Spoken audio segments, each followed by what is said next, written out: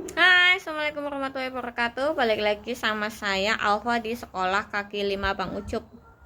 Masih pagi jadi masih semangat. Saya akan bahas lebih dalam soal hal yang wajib kalian tahu tentang siapa itu target market. Jadi kalau misalkan seperti di short sebelumnya atau di video sebelumnya kan dibilang kalau misalkan kalian punya produk itu sepatu. Terus kalian mentargetkan semua orang yang punya kaki harus beli sepatu saya. Atau kalian jual makanan. Terus kalian targetkan semua orang yang punya mulut, semua orang yang makan harus beli makanan saya.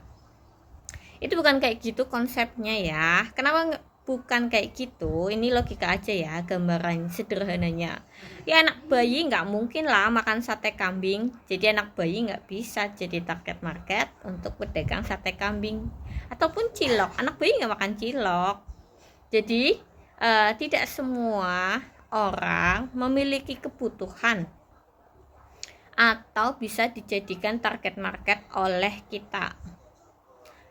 Konsumen kita belum tentu target market kita ya. Ingat-ingat ya teman-teman, target market ini penting karena dia akan menentukan secara keseluruhan bagaimana produk atau jualan kita akan berjalan. Kenapa kayak gitu? Pernah nggak kalian lihat orang yang jualan rokok di pinggir jalan itu menjual aqua galon? Pasti enggak kan? Nah, mereka pasti jualnya itu aqua dalam kemasan botol. Kenapa? Karena target market mereka itu pejalan kaki yang kehausan. Jadi mereka akan menyediakan itu minuman-minuman botol, bukan aqua galon atau minuman galon. Jadi sesederhana itu target market itu penting. Nah, untuk kalian yang kalian bisa pingin tahu siapa sih target market kalian, ya kalian yang bisa menentukan ini kira-kira jadi kebutuhan siapa atau ini jadi solusi masalah siapa. Itu yang akan kalian tentukan karena gini ya, umumnya UMKM itu produknya dulu yang dibuat, bukan sistemnya dulu yang dibuat. Jadi kalau kita udah terlanjur punya produk, ya kita harus memikirkan kira-kira produk kita ini tepat diterima oleh siapa, kayak gitu. Ini kebutuhan siapa? Ini solusi dari yang punya masalah itu siapa?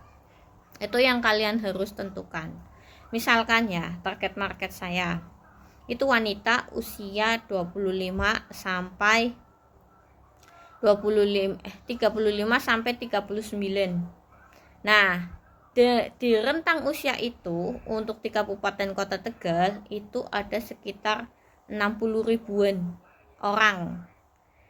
Dari 60 ribu orang ini berapa yang udah beli produk kita? Nah, itu akan memacu kita untuk lebih berusaha lebih kayak gitu kan.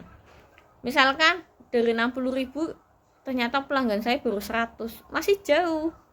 Kita masih bisa mengeksplor mereka, jadi omset kita juga masih bisa naik sampai kira-kira berapa persen yang kita targetkan dari angka itu untuk jadi pelanggan kita, kayak gitu.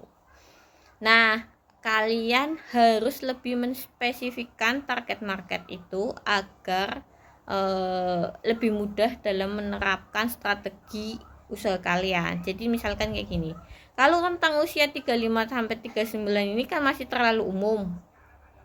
Dikhususkan lagi, kalau saya khususkan 35 sampai 39 mereka wanita yang bekerja. Nah, dari semua itu kan enggak semuanya wanita itu bekerja. Mungkin ada yang ibu rumah tangga. Nah, yang saya targetkan yang bekerja. Dari yang bekerja itu saya kerucutkan lagi mereka yang sudah berkeluarga. Dari yang sudah berkeluarga saya kerucutkan lagi mereka yang bermukim di perumahan. Itu seperti itu teman-teman. Kenapa saya kerucutkan target market saya adalah yaitu kembali lagi untuk mempermudah strategi yang akan saya gunakan. Misalkan saya udah tahu nih, oh saya target marketnya usia 35 sampai 39 yang kerja dan tinggal di perumahan. Otomatis saya akan berjualan di dekat perumahan. Saya nggak akan melebar, saya jualannya di tempat yang lain misalkan, karena itu akan jauh dari target market saya, dan nanti akan lebih banyak effort yang dilakukan ketika saya tidak pada tempat yang tepat. Dan itu harus diperhatikan sekali. Kayak misalkan kalian jualan cilok ya, target market kalian anak usia SMA misalkan, ternyata kalian jualan di depan TK, ya kalian akan meleset. Mungkin mereka ada yang beli, tapi tidak akan semaksimal ketika kalian menempatkan diri kalian di posisi yang tepat. Kalian jualan di depan sekolahan SMA. Jadi ini sangat penting dan wajib kalian tahu persis siapa target market kalian. Ingat ya, konsumen kalian belum tentu target market kalian.